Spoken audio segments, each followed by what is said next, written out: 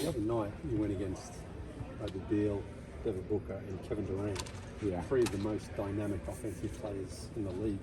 Just talk about the different challenges each of those guys present.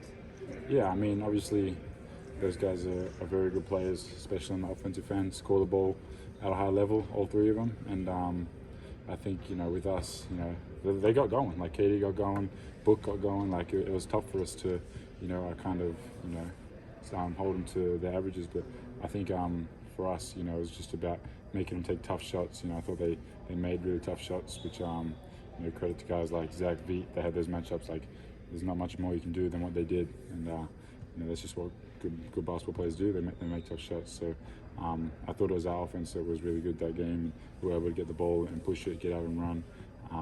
And then that last quarter was kind of where we got our stops and really implemented ourselves in the game. So, I think it just goes to show, even if people do get off, people have good games, that, we can still, give ourselves a good chance to win if we play the right way. Just with someone like Kevin Durant, how much more of a challenge does he present, knowing that, he's a veteran, he's such a great scorer? He does get the benefit of a decent whistle. Oh, yeah. What's that like for you? Because there was a play early on, you were bodying him, looked like it was just a good play, you got the foul. How does that sort of change just how you have to defend someone like him? Yeah, I think guys of his caliber and guys that are so good, being in the league a while, they usually do get a pretty good whistle. And for young guys like me, Zach got it. He got a few bad whistles as well. It's just about showing your hands, trying to defend without foul and make him take tough shots. But I mean, you've seen like he doesn't really see contest. He's 7 foot. He can shoot over you. So you have to be physical with him. You have to try to keep him out of the paint, make him take for him it's tough threes. Top twos is what he does. So but yeah, I think as guys like him and Booker that they can really elevate, going to the paint. It's just about being physical with them in the right way without your hands, and you're hoping the ref doesn't give you all the calls, give them all the calls and get away with a few things, but sometimes you're going to get a bad whistle. But as a young player, you have to earn your respect, don't you? From your opponents, from the referees. Yeah. After the game, I asked Kevin about going against you, and he said he thinks you're first team all defense for this year and the foreseeable future. So to hear someone like him have those sorts of words for someone like you, how does that feel?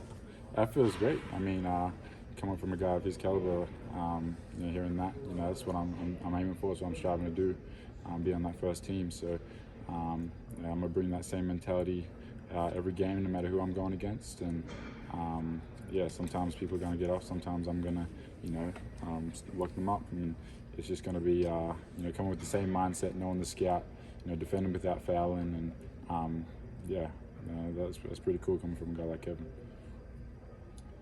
Last time you went to Boston, Trey was out, so you had the ball in your hands a lot. Yeah. With Kobe out for the season, that seems to be something that's happening more and more the last month. What are you figuring out along the way about the offense for this particular team and your teammates as you're in that role? Yeah, I think obviously Kobe going down is a big loss for us. He's the backup point guard that can handle it and do a lot of things. So it's about the next group stepping up. Obviously when Trey's on, he's going to have the ball in his hand a lot, but when he goes off, it's more guys like me and Veet and Dre handling a little bit more. And I think Quinn's done a really good job of installing a style of play that he wants us to play, and that's no matter who's on the floor, it's just get it in quick, get out and run, get stops and play fast. And whether that's Trey pushing me, Veet, whoever, we want to play that way. And I think when you play that way, it doesn't really matter if you have a point guard on the floor or not. It's just about playing fast, getting the ball through hands, playing just probably a little more get game with like O and CC when Trey's off the floor.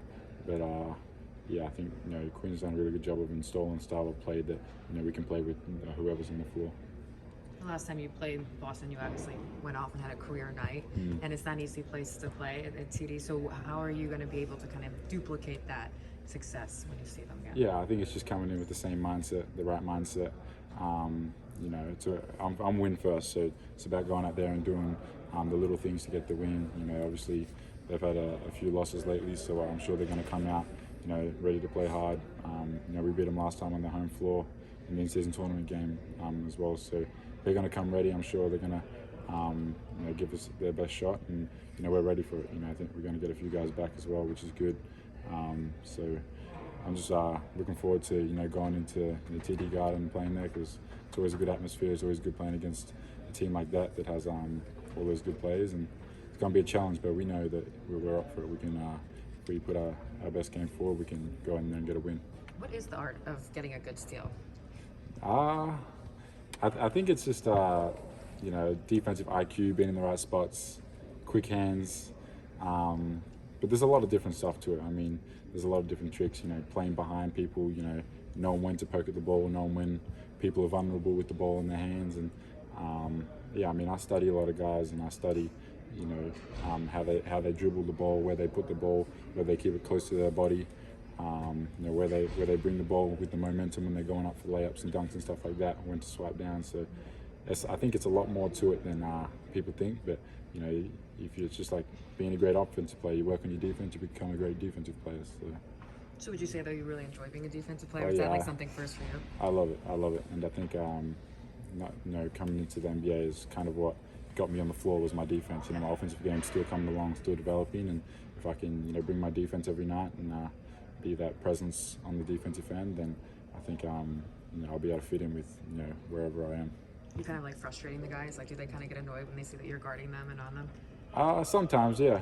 Sometimes you see teams putting people, whoever I'm guarding in the corner and stuff like that, which I think it just, gets to show a sign of respect, that they respect my defense and they don't want me, guarding the ball. And but I mean, a lot of the times, I want to take the challenge of guarding the best player on the floor, and teams usually want to get the ball in their best player's hands. So when they do put him in the corner, I guess it just shows a lot of respect to me, and show they respect the way I play on that end of the floor. Dyson, piggybacking off of that, I remember in Utah you mentioned one of the players on the bench and just how he shoots, or his shooting percentage. Just wondering, do you know like every player's shooting percentage? I know most people's shooting percentage that I'm playing against, and I mean, we do a great job with the scouting, knowing the cold guys, the hot guys, and who can shoot. But I mean, I watch basketball every day. The stats come up all the time, and I know who shoots a good percentage and who shoots a low percentage. So someone want to talk on the bench and then they're not shooting a good percentage, they're going to hear it, that's for sure. Do you start to feel like, is there any type of shift? You're almost halfway, the halfway point of the season. Do you start to feel maybe a switch or a shift, kind of a sense of urgency with the playoffs and things down the road? Yeah, I think, I wouldn't say it's talked about much in the group, but, coming to the middle of the season, I think it's a important part of the season, the push to the All-Star break, and this is kind of where people can start to get tired, and stuff like that. The legs start to get heavy, so it's about maintaining that focus, coming in every game with the right mindset, and I mean, we're in a spot now where there's like 3 or 4 teams that are pushing for that 5-6 spots. So we want to string some wins together, and we've got some tough games coming up. But it definitely is a part of the season where you want to put some wins together and go into that All-Star break in a good position. You've mentioned a few times, the process of studying for your defense. Where does that process begin? Do you have to find out like who you're guarding first? Does somebody like prep you with the video that you want to see? Like, how does that all work?